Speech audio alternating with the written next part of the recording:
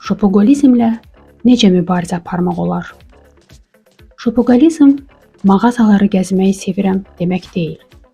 Bu, beynimizi asan dopaminlə qidalandırmaq vərdişidir. Ruh halın pisdir, onlayn satış platformalarını açırsan. Yorulmusan, sadəcə baxmaq üçün ticarət mərkəzinə gedirsən. Birinci addım dürüst olmaqdır. Bəli, bəzən biz əşyaları yox, əhval-ruhiyyəni alırıq. Triggerləri izləməyə çalışın.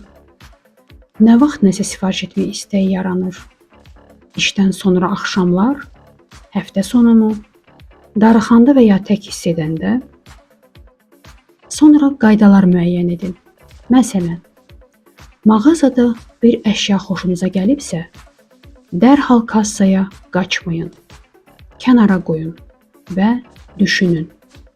Doğrudanmı lazımdır? Çox vaxt ertəsi gün həmin əşya artıq o qədər də vacib görünmür. Filtrasiya da kömək edir. Yalnız qarderobunuzda ən azı 3 fərqli kombinlə uyğunlaşan əşyaları alın. Əgər onu nə ilə geyinəcəyinizi indidən təsəvvür edə bilmirsinizsə, böyük ehtimalla sadəcə qarderobunuzda asılı qalacaq və daha bir vacib məqam. Alış-verişi əyləncə kimi istifadə etməyi dayandırın. Əsas əyləncə qarderobun analizi, obrazların yığılması və boşluqların tapılması olsun.